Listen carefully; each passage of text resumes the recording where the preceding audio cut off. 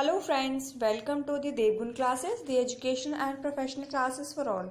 Government exam की preparation करने वाले कैंडिडेट्स हों या स्कूल के स्टूडेंट हों, हमारा जो ये चैनल है सभी के लिए इक्वली बेनिफिशियल है क्योंकि एनसीईआरटी का रेफरेंस है। सारे पॉइंट यहाँ पे एनसीईआरटी के ही इंक्लूड किए गए हैं। हम जो है क्लास 6 का चैप्टर 8 कर रहे थे, 2 पार्ट्स ऑलरेडी कर चुके हैं। चैप्टर का नाम है बॉडी मूवमेंट्स। आज हम इसका 3rd पार्ट करने वाले हैं। बहुत ही इंटरेस्टिंग चैप्टर है। इसमें हम अपने बॉडी पार्ट्स से गो थ्रू होंगे, उनके बारे में जानेंगे। इससे पहले की वीडियोस आपने नहीं देखी है तो डिस्क्रिप्शन में आपको उसका लिंक मिल जाएगा, आप वहां जाके मेरी सारी वीडियोस को देख सकते हैं। तो चलिए बिना किसी देरी के हम अपने इस पार्ट को स्टार्ट कर लेते हैं। चलिए देख लीजिए, कार्टिलेज हमारा टॉपिक था। इससे पहले के टॉपिक्स हम कर चुके हैं। तो देखिए कार्टिलेज क्या होता है। Cartilage is also an important component of our body. When you touch your ear, nose, you will find it flexible. This is due to the presence of cartilage. आपने नोटिस किया होगा, जब भी आप अपने ईयर्स को, नोज को touch करेंगे और उसको बैंड करेंगे तो वो इजीली बैंड हो जाएगा, but still you feel some hardness is there. आप उसको महसूस कर पाएंगे। तो वो जो फ्लेक्सिबिलिटी है, जो शेप भी प्रोवाइड कर रही है और फ्लेक्सिबिलिटी भी प्रोवाइड कर रही है, वो किसकी वजह से है? वो आपका जो है कार्टिलेज की वजह से है। ये आपके सॉफ्ट बोन्स होती है बेसिकली, जो आपके नोज, ईयर्स और बहुत जगह जॉइंट्स में आपको देखने को मिलेगा। ठीक है, it is softer, more flexible than bones. Cartilage is also found between the joints of knee and hips. आप देखेंगे कि जहाँ भी जॉइंट्स हैं, जहाँ पे बड़े बड़े बोन्स को आपस में अटैच करने की ज़रूरत पड़ती है, वहाँ बीच में कार्टिलेज का यूज़ किया जाता है ताकि जॉइंट्स को फिक्स किया जा सके। उसके साथ साथ आप इसको नोज़ और ईयर के बोन्स में भी फील करेंगे। बहुत ही पतले और सॉफ्ट और फ्लेक्सिबल बोन्स ये होते हैं। ठीक है, चलिए देख लेते हैं। Muscles are attach to the bones.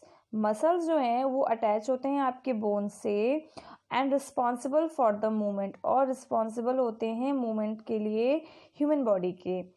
This is change in the length there is change in the length of the muscle due to the contraction and relaxation. देखिए आपने वर्ड सुना यहाँ पे, contraction and relaxation।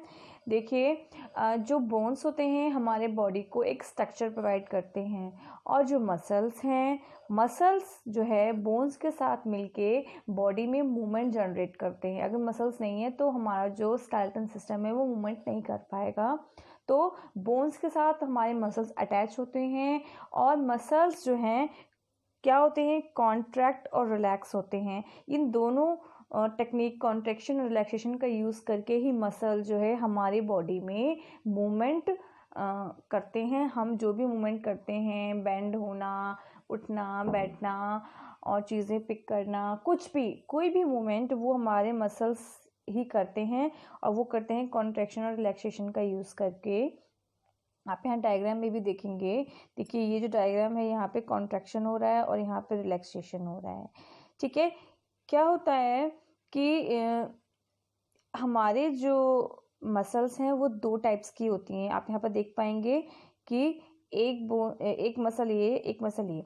क्या होता है, जब हम अपने हाथ का एग्जांपल लेकर चलते हैं, जब हम अपने हाथ को ऊपर की तरफ मोड़ा तो क्या हुआ कि अपर पार्ट का मसल जो है वो कॉन्ट्रैक्ट हो गया और जो नीचे का है वो रिलैक्स हो गया।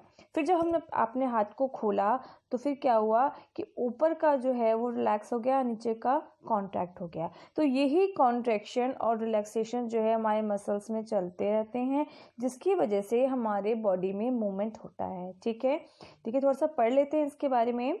If you move your arm touching your shoulder, you will observe the bulging part. आप देखेंगे कि आपके जो मसल्स है वो बल्ज हो गए हैं, इकट्ठे हो गए हैं। This is muscle due to the contraction and it is come back to its normal position if you stretch your arm and muscle come to relax. Same चीज़, जब आप इसको मोड़ेंगे तो ये बल्ज हो जाएगा, और जब आप इसको स्ट्रेच करेंगे तो ये क्या हो जाएगा? ये रिलैक्स हो जाएगा। तो ये ही मेथड है जो बॉडी में हमारे मूवमेंट पैदा करता है। किसकी हेल्प से? With the help of muscles. ठीक है, चलिए आगे बढ़ते हैं। देखिए अब हमने ह्यूमन बॉडी के अंदर की मूवमेंट के बारे में पढ़ लिया है कि ह्यूमन बॉडी में किस टाइप्स की मूवमेंट होती हैं, कौन कौन से जॉइंट्स होते हैं और किस टाइप की मूवमेंट्स वो करते हैं, प्लस में मसल्स का जो रोल है। अब हम पढ़ने वाले हैं कि इसी तरीके की मूवमेंट जो एनिमल्स करते हैं वो एनिमल्स में किस टाइप से होता है और किस बॉडी पार्ट की वजह से होता है। ठीक है, तो जो एनिमल्स में जो मूवमेंट्स होते हैं उन मूवमेंट को हम लोग गेट बोलते हैं। ठीक है, various animal possesses various kind of movement like swimming, running, jumping, flying, gliding, crawling। ये बेसिकली मूवमेंट्स हैं जो एनिमल्स करते हैं which is necessary for them to search food and for reproduction.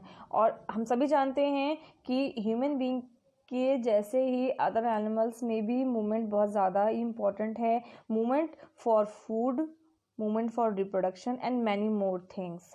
तो इसलिए बॉडी में मूवमेंट होता है एनिमल्स के, गेट होता है, गेट मूवमेंट को बोला जाता है। तो अब हम पढ़ेंगे अलग अलग एनिमल्स में होने वाले मूवमेंट्स को। तो देखिए सबसे फर्स्ट है हमारा अर्थवर्म। आपने अर्थवर्म देखा होगा, ये आपको सॉइल्स में मिलेंगे बेसिकली।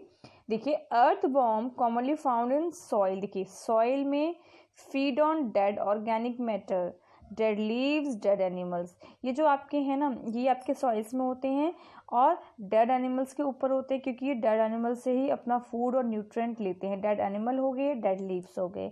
ठीक है, क्योंकि अपना फूड खुद से नहीं बना सकते, दैट्स वाई। ठीक है, earthworm do not have bones. Earthworm में बोन्स नहीं होते। अब ये मूवमेंट कैसे करेंगे फिर? Their body is segmented, forms ring all over. आप नोटिस करेंगे जो आप अर्थवर्म देखेंगे कि जो अर्थवर्म है ना, इसके ना ऐसे ऐसे रिंग लाइक मसल्स होती हैं, ring like muscles. I will see you this type of ring like muscles होती हैं। ठीक है, ये अर्थवर्म हो गया, ये इसकी रिंग लाइक मसल्स हो गई।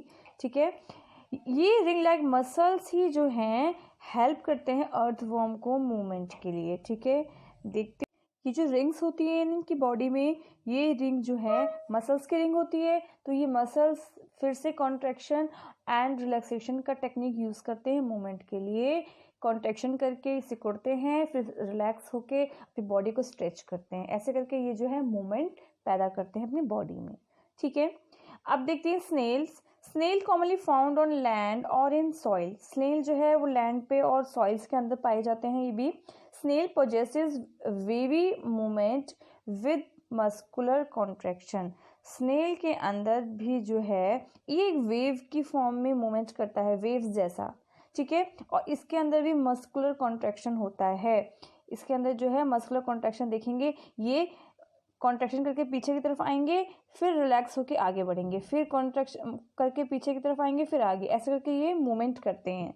ठीक है, it also secretes sticky substance called mucus which help to reduce grip between the snail and the ground so that they can move. और एक जो है ये लोग लिक्विड निकालते हैं, म्यूकस निकालते हैं स्टिकी।